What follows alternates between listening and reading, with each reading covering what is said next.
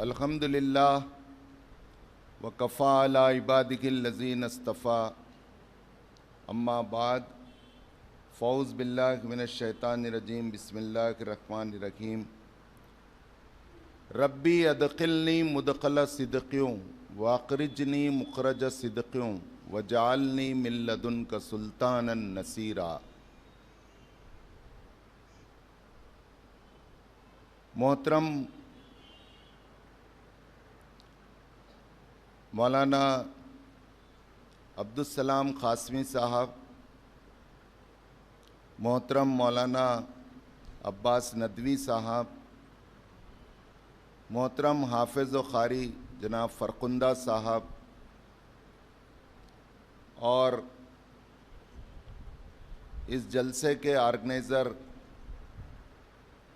जमात इस्लामी हिंद बसवा कल्याण के अमीर मुक़ामी असलम जनाब साहब और जामे मस्जिद कमेटी के सदर जनाब मुश्ताक़ साहब, कन्वीनर साहब, बुज़ुर्गों और मोअज़्ज़िज़ नौजवानों, अस्सलामु अलैकुम रहमतुल्लाहि व बरकातहू।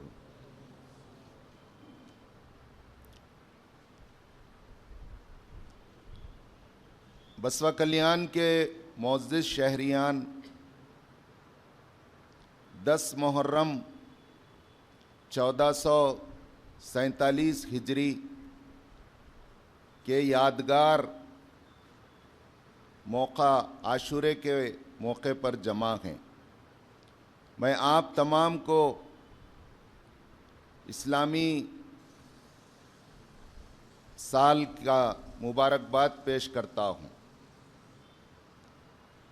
और ये शेर अपनी गुफ्तगू के आगाज़ में रखना चाहता हूँ। यूनान व मिस्र व रूमा सब मिट गए जहाँ से, अब तक मगर है बाकी नामो नशा हमारा। कुछ बात है कि हस्ती मिटती नहीं हमारी, सदियों रहा है दुश्मन दौरे ज़मा हमारा। मोहतरम सामईन, मैं अपनी गुफ्तगू को चंद हिस्सों में पेश करूंगा। सबसे पहला पार्ट है हिजरत। ये हिजरत यहाँ हमारे सामने बात आई और हम सब जानते हैं कि हिजरत नबी करीम सल्लल्लाहु अलैहि वसल्लम का वो सीरतुन नबी का वो तारीख़ी मौक़ा है और वाक़या है जो एक इनकलाबी है, जो एक हरकियाती है, जो एक मार्केबल है, जो एक यादगार है, जिसे उम्मत मुस्लिमा ही नहीं दुनिया नहीं भुला सकती। यही वजह है कि हिजरत के 17 साल के बाद, यानी हुजूर सल्लल्लाहु अलैहि वसल्लम की वफ़ात के 7 साल बाद, दूसरे खलीफा राशिद हज़रत उमर रज़ी अल्लाह ताला अन्हु इल्मी सहाबा के साथ आपकी मजालिस हुआ करती, तो आपने एक तजवीज़ के लिए मजलिस बुलाई, मशवरे के लिए। वो ये कि उस दौर में ईसाइयों का कैलेंडर जारी था और रूमियों का कैलेंडर जारी था और दीगर कैलेंडर भी थे। तो आप चाहते थे कि इस्लामी कैलेंडर और उसकी पैमाइश का भी कोई शक्ल निकलनी चाहिए। इसके पस मंज़र में एक दो वाक़यात हैं, मुक़द्दमात हैं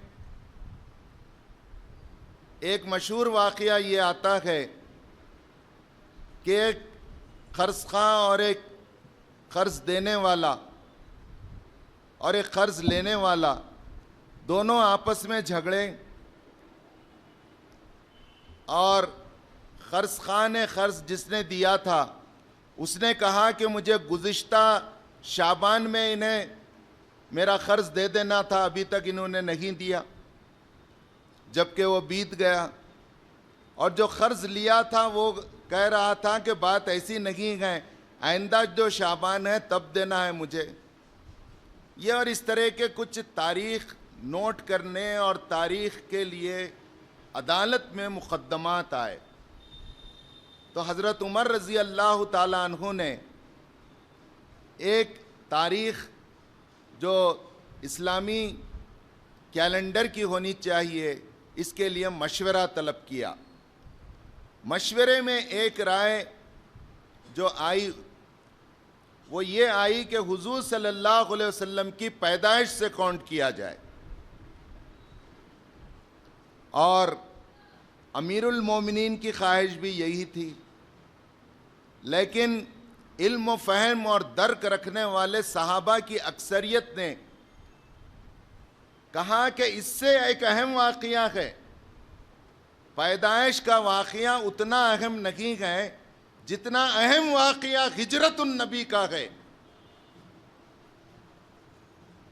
और ये एक लैंडमार्क है, ये एक इनकलाबी वाक़या है, ये एक हरकियाती वाक़या है और ये एक जंक्शन है हुजूर सल्लल्लाहु अलैहि वसल्लम की सीरत का और इकामत दीन के प्रोसेस का और इस्लामी तहरीक का एक अहम मरहला है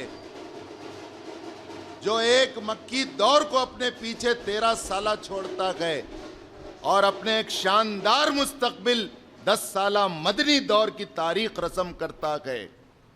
तो हम हिजरत के वाक़ये को एक लैंडमार्क बनाएं, एक यादगार बनाएं जो एक हकीकत में एक इनकलाबी गए, हरकियाती गए और यहीं से हम इस्लामी कैलेंडर का आगाज़ करें।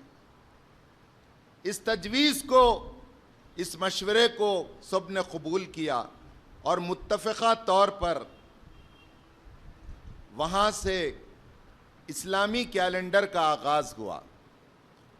मोहतरम हज़रात, इस्लामी कैलेंडर सिर्फ एक सोलार कैलेंडर के मुकाबिल में एक लोनार कैलेंडर नहीं है, एक क्रिश्चनों के कैलेंडर के मुकाबले में एक मुसलमानों का कैलेंडर नहीं है।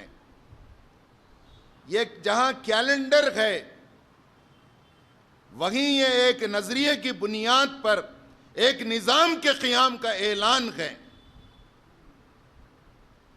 ला इलाहा इल्लल्लाह मुहम्मदुर रसूलुल्लाह, ये जो नज़रिया 13 साल तक मोहम्मद सल्लल्लाहु अलैहि वसल्लम मक्के में पेश करे और चंद नफूस ने इसे कबूल किया और इनके लिए वहाँ रहने के लिए ज़मीन तंग कर दी गई, तो आपने अल्लाह के हुक्म से उन मुट्ठी भर सहाबा को लेकर मदीना को हिजरत किए और मदीने में आकर ये इस्लामी मूवमेंट अपने एक अलग इनकलाबी और एक ऑफेंसिव और एक इक़दामी पोजीशन में आ गया।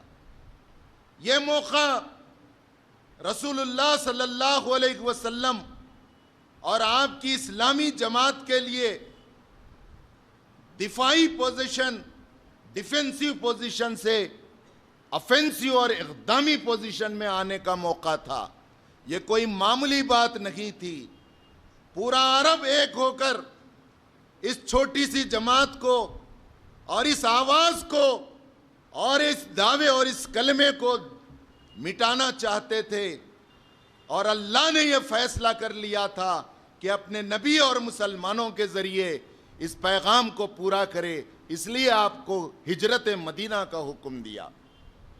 हिजरत मदीना ला इलाहा इल्लल्लाह मुहम्मदुर रसूलुल्लाह के नज़रिए पर दीन के निफाज और मुकम्मल निज़ाम दीन के क़ियाम का महीना है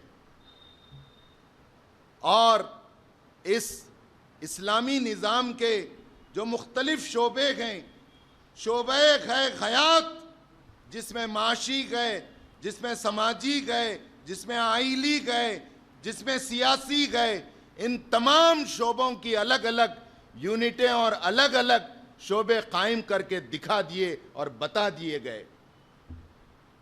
इसीलिए इस तारीख़ी मरहले को अल्लाह ताला ने क़ियामत तक के लिए सूरह बनी इसराइल में कोट किया है और नबी के उस बात को पसंद कर लिया जो नबी ने दुआ के तौर पर अपने रब से मक्का छोड़ते हुए मदीने की तरफ रुख किया। रब्बी अदखिलनी मुदखल सिद्क़ियों वाखरिजनी मुखरज सिद्क़ियों वजालनी मिन लदुनका सुल्तानन नसीरा। याद करो वो मौका जब नबी रात के अंधेरे में छुप कर निकल रहे थे। याद करो वो मरहला जब नबी सीधे रास्ते के बजाय उल्टे रास्ते और गैर मारूफ रास्ते से जा रहे थे। याद करो वो मौका जब नबी और उनके साथ सिर्फ अकेले साथी हजरत अबू बकर रजी अल्लाह ताला अन्हु थे और जो डरते हुए छुपते हुए जा रहे थे और ये दुआ कर रहे थे, ऐ मेरे रब मुझे मक्के से निकाल तो कोई दुनियावी गर्ज के लिए नहीं, तिजारत के लिए नहीं, मादियत के लिए नहीं, बल्कि सिर्फ और सिर्फ लिल्लाहियत और सदाकत की बुनियाद पर निकाल। रब्बी अखरिजनी मुझे निकाल सिद्क़ों सिद्क़ की बुनियाद पर, हक़ की बुनियाद पर। व अदखिलनी और मुझे जहाँ दाखिल कर रखा है वो दाखिला भी मेरी कोई मादी बुनियाद नहीं बल्कि उसकी बुनियाद भी सदाकत और हक़ानियत को। फिर उसके बाद क्या दुआ करते हैं? आयत ख़त्म होती है वजालनी मिन लदुनका सुल्तानन नसीरा। ऐ मेरे रब मुझे एक ज़बरदस्त इख्तिदार के ज़रिए से मेरी ताईद व नुसरत फरमा, मेरी मदद फरमा और मुझे पूरा उम्मीद है कि तू मुझे अकेले नहीं छोड़ेगा, हम दो नहीं रहेंगे, तू मेरी इख्तिदार के ज़रिए मदद करेगा और उस सियासी इख्तिदार के ज़रिए मैं तेरे निज़ाम को इस दुनिया में कायम करूँगा। सिर्फ 10 साल के अंदर, सिर्फ 10 साल के अंदर एक निज़ाम, एक नज़रिए, एक आइडियालॉजी की बुनियाद पर अपने पूरे शोबों के साथ, पूरे आब व ताब के साथ इस ज़मीन के ऊपर कायम व नाफिज और जारी व सारी हो जाता है। कोई आसान काम नहीं था, कोई जोर जबरदस्ती ये काम नहीं किया गया। लोगों के सोचने के अंदाज को बदला गया, लोगों के देखने के नुक्ता नज़र को बदला गया, लोगों की पसंद और नापसंद को बदला गया, लोगों की फलाह व खुसरान के पैमानों को बदला गया, लोगों के बातिल को बदला गया, उनके जाहिर को बदला गया, फर्द को बदला गया, माशरे को बदला गया, उनके समाजी और ख़ानदानी ज़िंदगियों को बदला गया, उनके तालीमी और माशी शोबे को बदला गया, उनकी आदतों को बदला गया, फिर उनके सियासी निज़ाम को बदला गया। और इस हाल में आप जब दुनिया से जा रहे थे तो 1,40,000 से ज़ायद या 24,000 से ज़ायद सहाबा का मजमुआ आपके सामने था। मोहतरम हज़रात, ये है असल हिजरत और हिजरत की हकीकत और इस्लामी कैलेंडर की हकीकत। अब इतनी वजाहत सुनने के बाद फिर मैं आपको एक मर्तबा मुबारकबाद देता हूँ। अब आप इस मुबारकबाद को दिल से कबूल फरमाइए और एक दूसरे को दिल से मुबारकबाद दीजिए कि नया साल मुबारक हो, क्योंकि इस नए साल के पीछे इतनी तारीख है। भाइयों, बुजुर्गों, मेरी दूसरी बात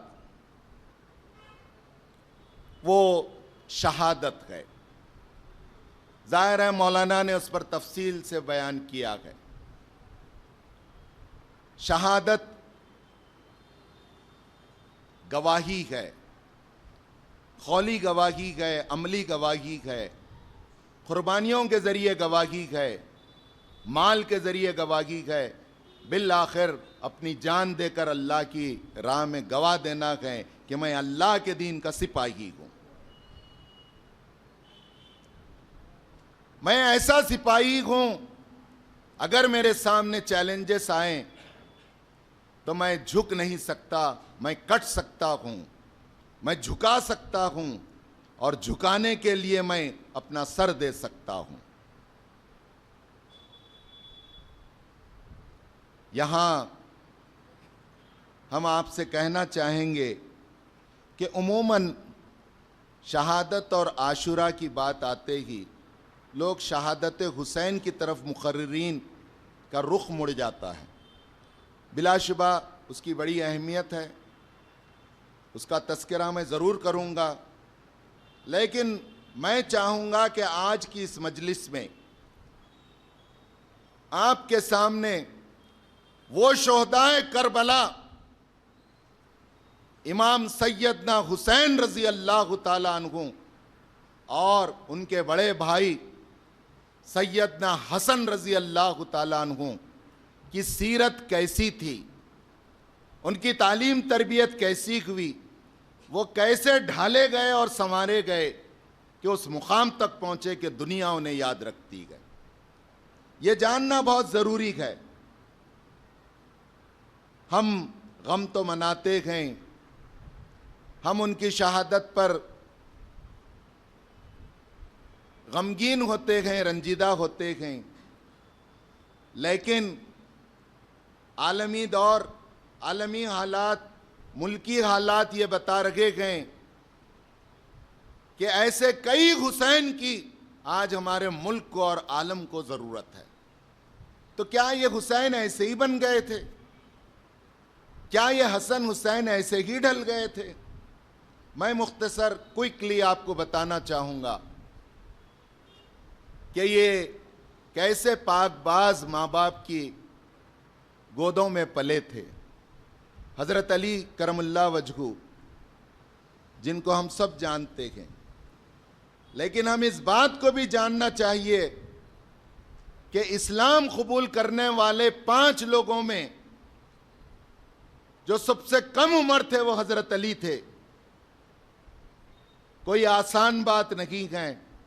12 साल का बच्चा, क्या उसे ला इलाहा इल्लल्लाह मोहम्मद रसूलुल्लाह समझ में आया होगा, लेकिन उसको इतनी दिलचस्पी और इतना इंटरेस्ट और इतना उसके अंदर जोश और जज्बा था कि मेरे बड़े चचाजाद भाई मोहम्मद बिन अब्दुल्ला मोहम्मदुर रसूलुल्लाह सल्लल्लाहु अलैहि वसल्लम जब ये कह रखे गए तो ये बात सच्ची है, मैं ईमान लाता हूं। हज़रत अली के मुताल्लिक़ जुमा के खुतबे में हम सुनते हैं व अग़ज़ाहुम अली, यानी अली वो हैं जो क़ज़ात में सबसे अव्वल हैं। ये हुज़ूर सल्लल्लाहु अलैहि वसल्लम का कौल है जो ख़तीब हर जुमा में दोहराता है।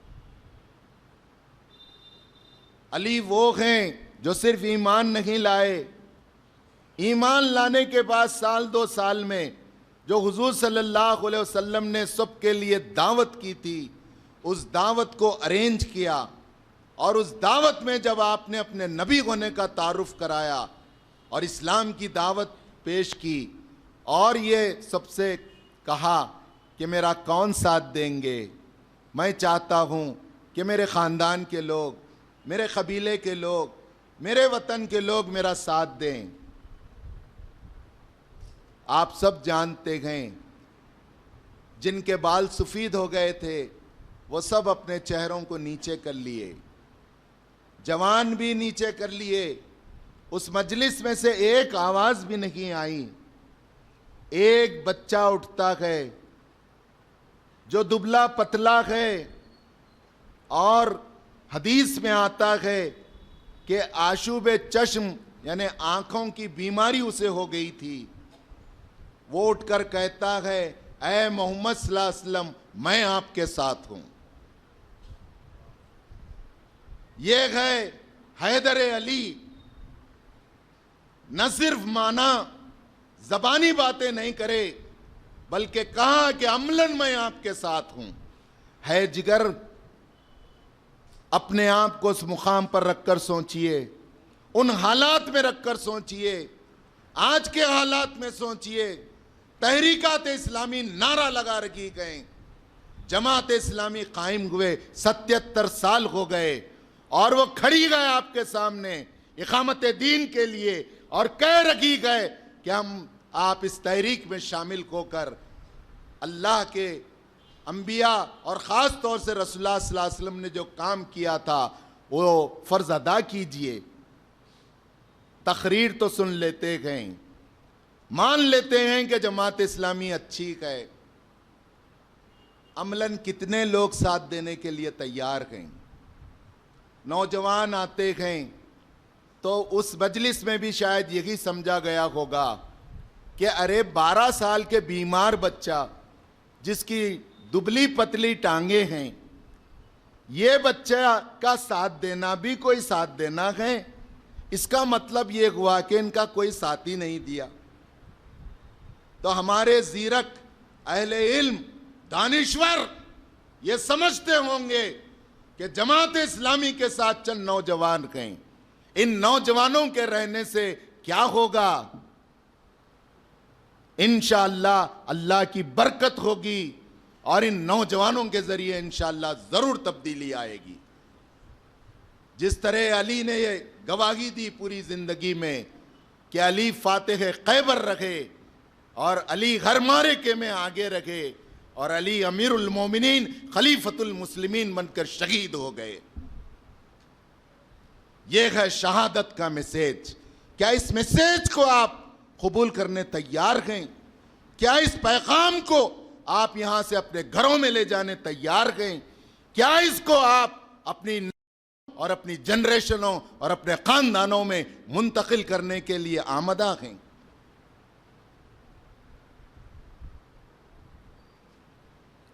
ऐसे बाप के बेटे हसन और हुसैन रजी अल्लाह तआला अन्हु, जब इनसे पूछा गया, एक खास दिलचस्प बात आपके भी मुताले में होगी लेकिन कम लोग जानते हैं।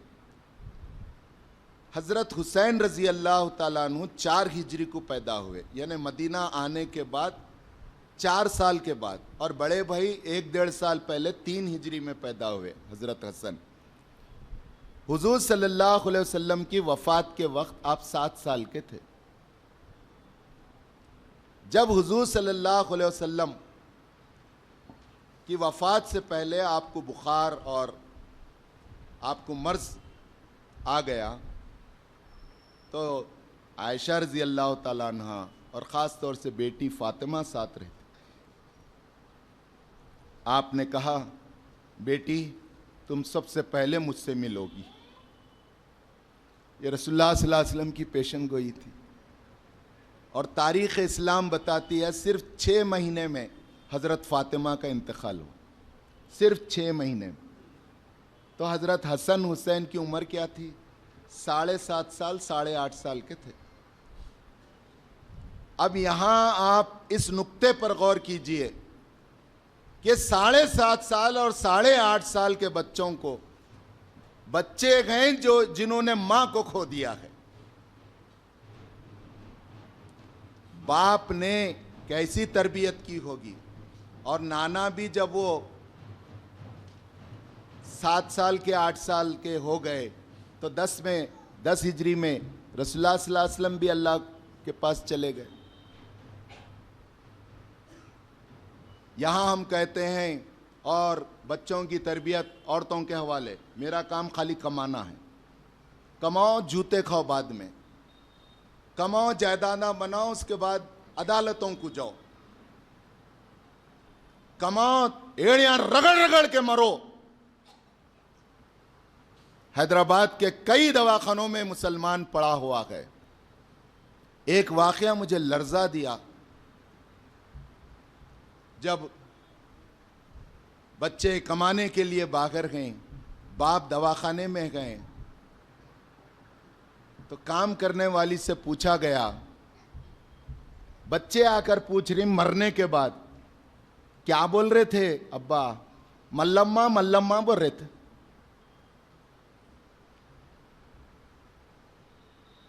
भाइयों, अगर हम अपने दोस्त हैं, हम दानिश्वर हैं, तो अपनी दुनिया और आखिरत के लिए अपने बच्चों को दुनिया और आखिरत की कामयाबी के लिए तैयार कीजिए। और ये ब्लेमिंग गेम, यानी एक दूसरे पे जिम्मेदारियां ढकल देने का जो गेम गए, ये गेम खेलना छोड़ दीजिए। बहुत खेले अब तक गेमा, बीवी को डरा लिए, ये तेरा काम है। कैसा संभाले होंगे हजरत अली 7.5 साल और 8.5 साल के हसन और हुसैन को।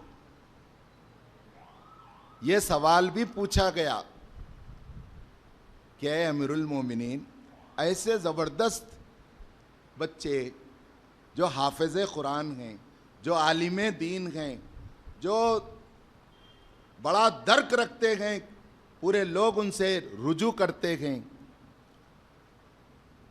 दिल बड़े नरम दिल हैं, रात में शब गुजारी करते हैं, बड़े फयाज हैं,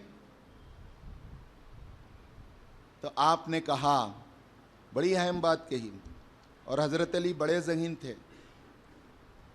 आपने कहा, मेरे बच्चे जब रेंगते थे तो मैं उनके साथ रेंगता था, जब वो दौड़ते थे तो मैं उनके साथ दौड़ता था, और जब वो जवान हो गए तो मामलात में, मशवरे में उनको शामिल करता था। आंधे बेटी और बेटे का झगड़ा, क्या बेटे को शामिल करते हैं मशवरे में? जायदाद का झगड़ा आंधे कितना बेटे से छुपाते हैं? बेटा दूर इसलिए गए कि आप छुपाते हैं और मशवरा नहीं करते। उसको बच्चा समझते हैं, बेशक वो आपकी औलाद है, आपका बच्चा गए, लेकिन वो जवान हो चुका है। हजरत अली कह रहे हैं, मेरे बच्चों को मैं इसलिए ऐसा बनाया कि वो जब जवान हो गए तो मामलात में उन्हें शामिल रखा, मशवरा किया, और नतीजा क्या हुआ? हजरत उस्मान की शहादत से लेकर हजरत अली की शहादत तक तकरीबन 8 साल पुरफितन दौर गुजरा। उसमें जंग जमल हुई, जंग सिफैन हुई, सैकड़ों साहबा शहीद हुए, उन सब में बाप के साथ रहे। क्या आज कोई बेटा मैदान में हमारे साथ चलने तैयार है? हम खुद नहीं लाते, वहां छोड़ के जा, बोल तेरा क्या काम है रे? मेरा काम है, तू जा कारोबार कर।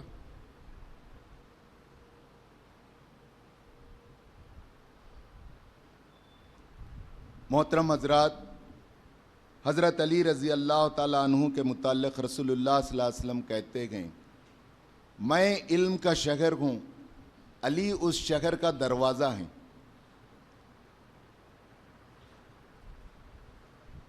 और हज़रत अली बड़े ज़हीन थे, बड़े फरीस और फ़तीन थे।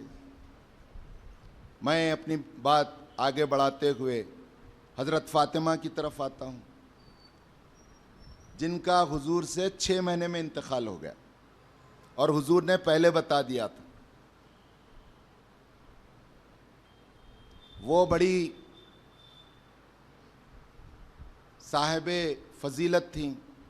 रसूलुल्लाह सल्लल्लाहु अलैहि वसल्लम ने कहा, दुनिया में 5 औरतों को अल्लाह ने फजीलत दी, जिनका 2 औरतों का जिक्र कुरान मजीद में 29वें पारे में सूरह मुल्क के दूसरे रुकू में है। एक है हज़रत मरियम अलैहिस्सलाम, और एक है फ़िरौन की बीवी हज़रत आसिया अलैहिस्सलाम। मरियम अलैहिस्सलाम इसलिए फजीलत वाली गए, उनसे जो इम्तिहान लिया गया, बग़ैर शोहर के बच्चा।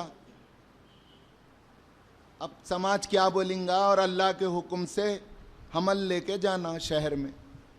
अंदाज़ा कीजिए आप, जो बोलना था बोले, वो कुरान में है। ये क्या कर दी माँ? ऐसा कैसा बड़ा पाप कर दी तू? तू और तेरे बाप का ख़ानदान, माँ का ख़ानदान शरीफ थे। अल्लाह ताला बोले सब्र करो मरियम, इससे बड़ा और कड़ा इम्तिहान मैंने किसी औरत से ज़मीन पर नहीं लिया। दुआ करे कि अल्लाह बेटा दे दे। अल्लाह ने आपके वतन से ईसा अलैहिस्सलाम को पैदा किया और अल्लाह ताला ने आपको उलुल अज़्म पैगंबर बनाए, वो अल्लाह के पास गए। ये जो यहूद और नसारा तबाही मचा रखे गए, ये पूरी दुनिया को कैप्चर करने की कोशिश क़यामत से पहले करेंगे। काना दज्जाल उनका लीडर होगा। उसके बाद ये ईसा अलैहिस्सलाम को अल्लाह ताला भेजेंगे और कहां भेजेंगे? सीरिया यानी शाम का कैपिटल दमिश्क की जामे मस्जिद में भेजेंगे। कब भेजेंगे?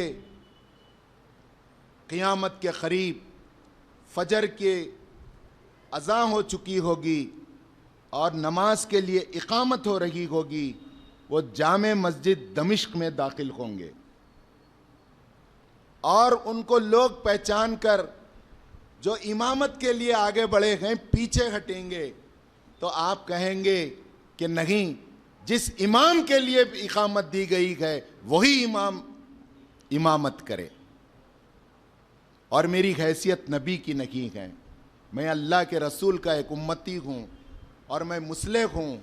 अल्लाह के रसूल ने कहा कि हज़रत ईसा अलैहिस्सलाम क़यामत से पहले हर कच्चे पक्के घर में इस्लाम को पहुँचाएंगे, काना दज्जाल और उसकी टीम को ख़त्म करेंगे, यहूदियों को पत्थरों से लहूलुहान करेंगे। गरखत एक दरख्त है, उसके पीछे वो पनाह लेगा और वो गरखत का दरख्त कहेगा कि देखो आओ मुसलमानों, यहाँ यहूदी पनाह लिया, इसको मारो। ये सब अहादीस का मफ़हूम है। बहरहाल मैं फिर बैक आता हूँ। हज़रत 3 औरतें जिन्हें फ़जीलत हदीस में बताई गई है, वो हज़रत खतीजतुल कुबरा रज़ी अल्लाह ताला अन्हा, दूसरी खातून फ़िरौन की बीवी आसिया हैं। आप जाकर घर में ज़रूर सुनाइए, ये उनके हौसलों को बुलंद कीजिए।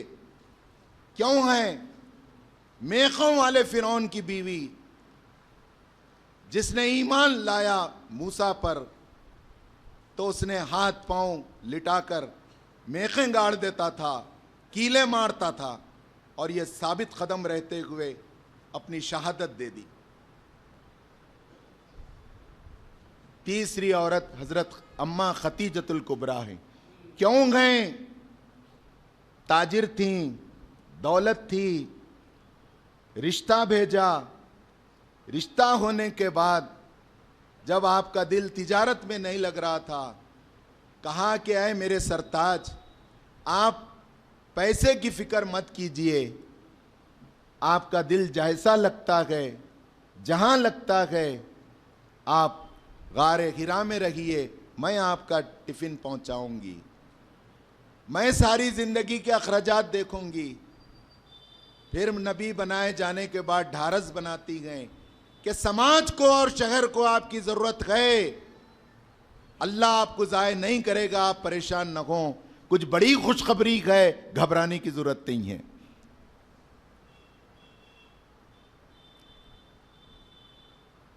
चौथी खातून अम्मा आयशा हैं, जिनसे दीन उम्र छोटी रहने की वजह से सबसे ज़्यादा अहादीस और प्राइवेट लाइफ, कमरे की और बेडरूम की बातें तक पूरे अहादीस हज़रत अम्मा आयशा रज़ी अल्लाह ताला अन्हा से हैं।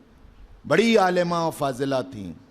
उनकी भी बड़ी ये है, 7 आसमानों पर उनकी तौबा कबूल की गई और उनकी बरात का ऐलान वाक़िया इफ़क, जब यहूदियों मुनाफिकीन ने लगाया था आप पर ऊपर बोहतान, उस बोहतान को 50 दिन के बाद अल्लाह ताला ने आसमान से कहा कि आयशा पाक दामन गए, और ये बोहतान लगाने वाले तुम्हारे दुश्मन गए, तुमको और तुम्हारे घर में फूट डालना चाहते गए और तुम्हारी तहरीक को तोड़ना चाहते गए।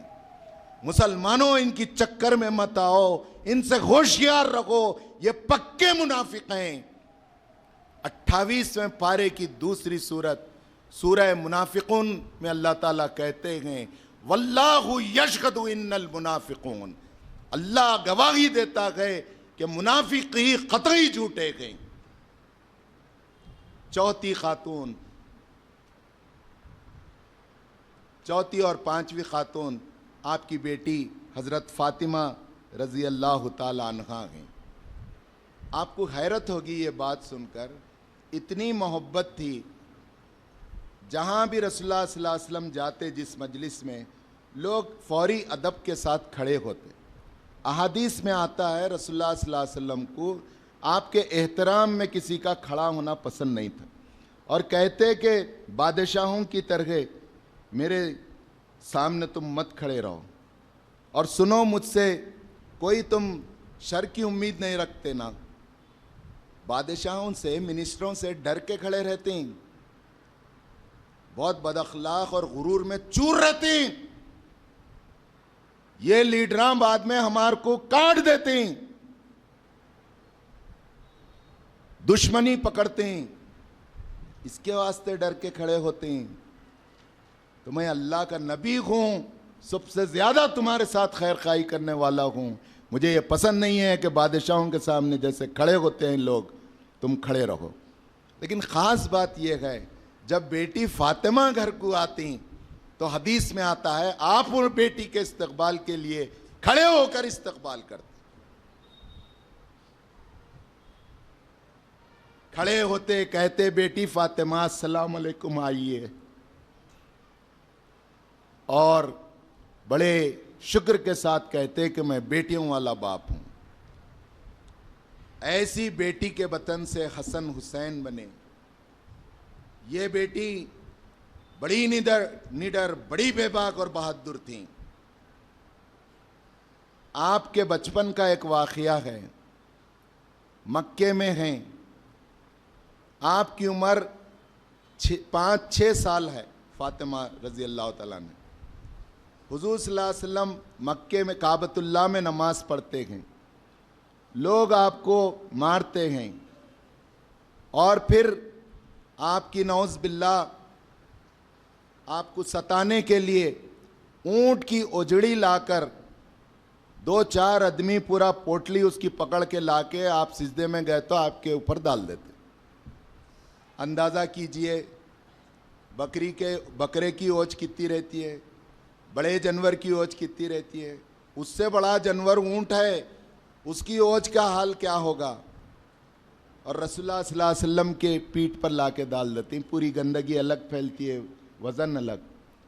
जब आपको मालूम होता है, बड़ी बेकरारी और बेचैनी से दौड़ते भागते काबतुल्लाह में आ जाती हैं, बाप के पीठ पे से ओजड़ी को हटाती हैं, साफ करती हैं, अब्बा को समझाती हैं, और डालने वालों को बुरा भला कहती हैं और डांटती हैं। ऐसी निडर, ऐसी बहादुर 6 और 5 साल की बच्ची, जिसका नाम दुनिया फातिमतुज़ ज़ोहरा बुतूल के नाम से जानती है, उनके वतन से पैदा हुए हसन और हुसैन के। ये हसन हुसैन, अब मैं अपनी तीसरी बात पर आता हूँ। खिलाफत राशिदा 30 साल तक रही, और इस 30 साल में 4 सहाबा हैं, लेकिन उलमाए कराम कहते हैं कि हज़रत अली की शहादत जब हुई तो तीसरे दिन आपका इंतकाल हुआ। जब आप पर इब्ने मलजम ने फजर की नमाज से पहले आप घर से निकलते थे तो रास्ते में ताक कर मारा, तो तीसरे दिन आपका इंतकाल हुआ। तो इंतकाल से पहले कैबिनेट वालों ने पूछा, क्या आपके बड़े बेटे हसन को अमीर बना लेना क्या आपके बाद? आपने कहा कि मैं ये नहीं कहता कि खलीफा बना लो, और मैं ये भी नहीं कहता कि न बनाओ, ना मैं हुक्म देता हूँ न रोकता हूँ। मैं तुम्हें इसी तरह छोड़ता हूँ जिस तरह रसूलुल्लाह सल्लल्लाहु अलैहि वसल्लम ने इस दुनिया से जाते हुए अपनी उम्मत को छोड़ा था, और ये नहीं कहा था कि तुम किसको बनाओ और किसको न बनाओ। हमेशा सियासत बहुत नाजुक रही है। रसूलुल्लाह सल्लल्लाहु अलैहि वसल्लम का इंतकाल पीर को हुआ, 3 दिन तक आपकी तजहीज़ व तदफीन नहीं हुई। 3 दिन तक आपके क़ाइम मुक़ाम या खलीफा के लिए मीटिंगें होते रहीं। मक्के वाले अलग करते रहे, मदीने वाले अलग करते रहे, अंसार अलग करते रहे, मुहाजिरीन अलग करते रहे। वहाँ पर एक शरीर आदमी दाखिल वहीं से हुआ था, उसने अहले बैत की लेकर मीटिंगें अलग करना शुरू करा दी। और रसूलुल्लाह का ये हुक्म था कि जब तक खलीफा का तकर्रुर न हो मेरी तदफीन नहीं होना। कितना नाजुक मसला है, आप अंदाज़ा कीजिए। और ये ऐन इबादत है, ये सियासत नहीं है। इसी तरह हज़रत अली ने कहा कि नहीं, मैं छोड़ रहा हूँ। आप शहीद हो गए तो लोगों ने आपके बड़े बेटे हज़रत हसन को खलीफा बनाया, आपके हाथ पर बैत की। 6 महीने आप खलीफा रखे। इराक़ के गवर्नर, जिनका पहले से हज़रत उस्मान, हज़रत अली के ज़माने से जंग जमल, जंग सिफ़ैन से लड़ाइयों में वो शामिल थे, हज़रत अमीर माविया रज़ी अल्लाह ताला अन्हु, वो भी सहाबी रसूल, लेकिन बड़े सियासी और बड़े दानिशमंद थे। हज़रत अली जब बैत किए और उनसे कहा गया अमीर माविया से कि आप भी बैत करो, तो अमीर माविया ने कहा था कि हज़रत अली, अय अली, मैं तुमसे पहले ये जवाब चाहता हूँ कि उस्मान गनी के शहादत का तुम क़िसास पहले लियो, उसके बाद मैं बैत करता हूँ। कितना कॉम्प्लिकेटेड वहाँ बना दिया गया था, आप अंदाज़ा कीजिए। कैसा सवाल अमीर माविया ने डाल दिया था, हज़रत उस्मान की शहादत का बदला तुम पहले लियो, उसके बाद मेरे को बैत करो बोलो। बहरहाल 6 महीने के बाद अमीर माविया आए। फितने बहुत बढ़ गए थे, बदअमनी फैल गई थी, और हज़रत हसन से कहा कि तुम नहीं संभाल सकते, मेरे को चार्ज दे दियो। हज़रत हसन नरम थे, और उसके पीछे एक बड़ी हिकमत ये थी, रसूलुल्लाह सल्लल्लाहु अलैहि वसल्लम ने आपके सबके सामने कहा था, मेरा ये बेटा उम्मत को जोड़ेगा, उम्मत का शिराजा बिखरे हुआ रहेगा, तो मेरा ये बेटा यानी हज़रत हसन पूरी उम्मत को जोड़ेगा। आप खिलाफत से दस्तबरदार हो गए, अमीर माविया की खिलाफत को मान लिया। अमीर माविया की खिलाफत 20 साल तक रही, और उस साल को तारीख़ इस्लाम में आमुल जमात कहा जाता है। यानी मुसलमानों में जो इंतशार चला आ रहा था, कई सहाबा और हुफ़ाज़ और उलमा शहीद हुए थे, इस इंतशार और फितनों को ख़त्म करने का साल, और मुसलमानों में इत्तेहाद और इत्तेफाक पैदा करने का साल, और उसका ज़रिया बने हज़रत हसन रज़ी अल्लाह। ये नागवारी गुज़री हज़रत हुसैन को भी। तो हज़रत हुसैन को हज़रत हसन ने कहा कि मेरे भाई, मैं जिन बातों को देख रहा हूँ और जान रहा हूँ, जानता हूँ, तुम नहीं जानते, लिहाजा तुम इस फ़ैसले को कबूल कर लो। तो बड़े भाई के बोलने पर अमीर माविया की खिलाफत को उन्होंने भी कबूल कर लिया। अब 20 साल के बाद ये जाते हुए इन्होंने नामज़द कर दिया। उसकी तफसील में मैं जाना नहीं चाहता, चिट्ठी आ चुकी है। वहाँ जो शहादत हुई, जो आप मदीने से मक्का आए, मक्के से कूफा वाले बुलाए, कूफा आए, कूफा के वाली कूफा इब्ने ज़ियाद यानी डीसी समझिए वहाँ के, उसने 4000 फौजियों को लेकर 72 लोगों को फोर्स किया। 4000 एक तरफ, 72 एक तरफ, कोई मुकाबला हो सकता? बिल आखिर आपकी शहादत। मैं अपनी बात इख्तिताम पर ले जाते हुए आपके सामने ये बात लाना चाहूँगा कि शहादत का सबसे अहम पैगाम ये है कि हम ना जुल्म सहें ना जुल्म करें। शहादत का एक पैगाम ये है कि हम मजलूमीन के साथ रहें और जालिम का हाथ पकड़ें। शहादत का मैसेज ये है कि हम इज्तिमाई तौर पर हम मुस्तज़िफ़ीन, कुरान कहता है पूरे अंबिया कराम मुस्तज़िफ़ीन जो दबा कर रखे गए हैं, जिनकी आवाज़ नहीं सुनी जा रही है, जिनको हुकूक नहीं दिए जा रहे हैं, हम उनकी आवाज़ बने और हम उनको हुकूक दिलाने का ज़रिया बने। क्या यह मुमकिन है अकेले? क्या यह मुमकिन है चंद नौजवानों से? बिगाड़ कितना बड़ा है और जो जालिम है कितना ताकतवर है। कुरान कहता है ये मुस्तकबिरीन हैं, यानी ये बड़े बनने वाले लोगों को दबाए रखे गए, इनके अंदर गुरूर है, ये दुनिया की बड़ी ताकत हैं, ये कहते हैं कि हम शक्ति हैं, हमारे पास वोट बैंक है, हमारे साथ इतने लोग हैं, हमारे साथ इतने मुमालिक हैं, हम ये हैं, हम वो हैं, हमको कोई हरा नहीं सकता। लेकिन आलमी सतह पर आपने अभी गुज़िश्ता महीने देखा कि जिनके ये दावे थे जालिमों के, इस ज़मीन के ऊपर, इस आसमान के नीचे सर्टिफाइड जालिम इसराइल है। दुनिया के पूरे मुमालिक मानते गए कि ये आलम इस्लाम के सीने पर एक खंजर है, इसे हटना चाहिए। और फिर ये कि ये गज़ा और फ़लस्तीन के नहीते मुसलमानों पर आए दिन जुल्म ढा रखा है, तो ईरान ने उसे बता दिया कि तू उन मजलूमों में गज़ा में कर सकता है तो तल अबीब और हैफा को ईरान भी गज़ा बना सकता है। अल्लाह ने ताकत रखी है।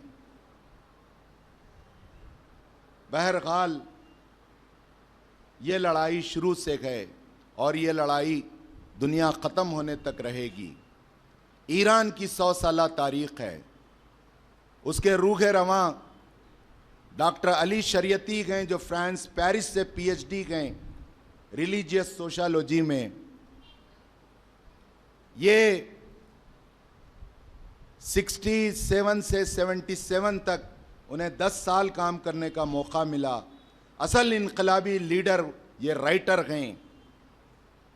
उनका 2 कौल मशहूर हैं। एक ये कि दीन को ईरान ने मजहब के तौर पर नहीं बल्कि एक इनकलाबी नजरिए और निज़ाम के तौर पर इख्तियार किया है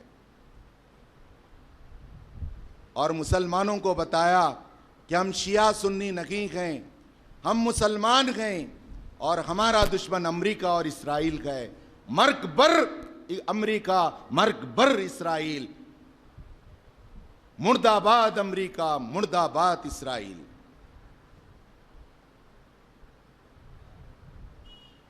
और उनका दूसरा कौल ये था, ज़रा गौर से सुनिए, दूसरा कौल ये था उनका कि हर बाशऊर इंसान या तो जालिम के साथ है या मजलूम के साथ। क्या बात है, कितनी पते की बात, कैसा पैमाना, क्या पैरामीटर डॉक्टर अली शरीयती ने दिया हम सबको। और देख लो और पूछ लो अपने दिल से, हम जालिम के साथ हैं या मजलूम के साथ। तीसरी सूरत किसी के लिए कोई नहीं। यही पैगाम आप बिरादरान वतन में भी ले जाएं। आज बिहार का इलेक्शन होने 3 महीने गए। 8 करोड़ की आबादी से वहां की वोटर आईडी के लिए आप फॉर्म भरवाने लगाया जा रखा है। अब 16-17 दिन बचे हैं। चोर दरवाजे से एनआरसी को लाया जा रखा है, लेकिन ये भी इनकी, और उन्हें मालूम है कि ये बड़ा तबका किस पार्टी को वोट देगा और कौन सी पार्टी महरूम रहेगी, इसलिए ये काम कर रखे गए। 9 जुलाई को महागठबंधन तेजस्वी यादव ने वहां पर बंद का ऐलान किया है। तो ये सिर्फ कुछ मिसालें हैं। हमारे मुल्क में भी जालिम और मजलूम की कशमकश जारी है, इसके लिए भी हमें उठ खड़ा होना है। मैं आखिर में आज के इससे हमको पहला दर्स क्या मिलता है? पहला दर्स ये मिलता है कि हम क़ियादत का अदब व एहतराम करें। क़ियादत बोले तो सिर्फ काउंसलर, एमएलए, एमएलसी, एमपी नहीं है, ये भी एक क़ियादत है। इसके अलावा मजहबी क़ियादत है, इसके अलावा हमारी बिरादरी की क़ियादत है, इसके अलावा हमारी मस्जिदों की क़ियादत है, इसके अलावा हमारे महलों की क़ियादत है, हमारी तालीमी क़ियादत है, हमारी अखलाक़ी क़ियादत है, हमारी तंजीमों और जमातों की क़ियादत है। एहतराम करें, उनकी बात को सुने, पोंछ कर न फेंकें। आज सबसे बड़ा कामयाबी का राज ईरान का यही है कि वहाँ रिजाइम को चेंज करना चाहते थे, क़ियादत पर से एतमाद उठाना चाहता था इसराइल, उल्टा हो गया। लोग कह रहे हैं हम अपनी क़ियादत पर कुर्बान हो जाएंगे।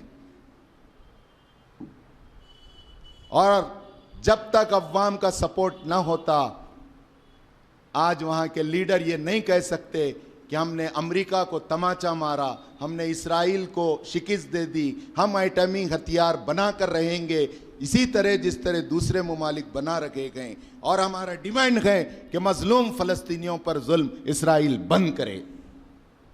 अब इन ऑफेंसिव पोजीशन में आ गया। क्यों आया? क़ियादत की तरफ से आया, पब्लिक सपोर्ट की तरफ से आया। दूसरा यह कि हमारे अंदर इज्तिमाइयत हो। शिया सुन्नी नहीं हैं। जितने लोग अल्लाह के मुबारक और मोहतरम घर काबतुल्लाह को हज के लिए जाते हैं, वो पूरे लोग मुसलमान हैं, और ये पूरे एक उम्मत हैं, और एक एक आलमगीर उम्मत हैं। इस आलमगीर उम्मत को मुल्कों और कौमों में बांटा नहीं जा सकता। हम ज़रूर रंजीदा होते गए फ़लस्तीन और गज़ा के लोगों के जुल्म को देखकर, और हमें खुशी होती है कहीं मुसलमानों को फतेह और कामयाबी और सुरखुरी हासिल होती। तो हम जमातों में न बटें, भले काम करें, लेकिन हमारे अंदर कोऑर्डिनेशन हो, एक दूसरे के साथ बैठें, एक दूसरे कन जाएं, एक दूसरे को बुलाएं। फिर तीसरी चीज़ इस्तिकामत है। शहादत का सबसे बड़ा दर्स ये है। हज़रत इमाम हुसैन के साथ 4 सहाबा भी थे। हज़रत अब्दुल्ला इब्ने अब्बास थे, हज़रत इब्ने उमर थे, हज़रत इब्ने ज़ुबैर थे। इन लोगों ने समझाया कि न जाएं कूफा को, अगरचे कि आपके मौक़िफ़ को मानते थे, लेकिन वो वहीं रुके रहे, आप आगे गए। तो इससे मालूम होता है कि आपने पूरी दुनिया को आज 1447 साल से ये बता दिया, खून की शहादत की लकीर खींच के, कि देखो मेरे नाना के लायक वह दीन यहाँ तक खिलाफत में था, यहाँ से बादशाहत में बढ़ गया। आज तक दुनिया उन्हें याद करती है। तो हमारे नौजवान ऐसी इस्तिकामत हो, हमारे बच्चों में ये हो कि हम मुसलमान हैं, मुसलमान जिएंगे, मुसलमान मरेंगे। कहो हम मुसलमान हैं, मुसलमान जिएंगे, मुसलमान मरेंगे। वाखिरु दावाना अनिल हम्दुलिल्लाहि रब्बिल आलमीन।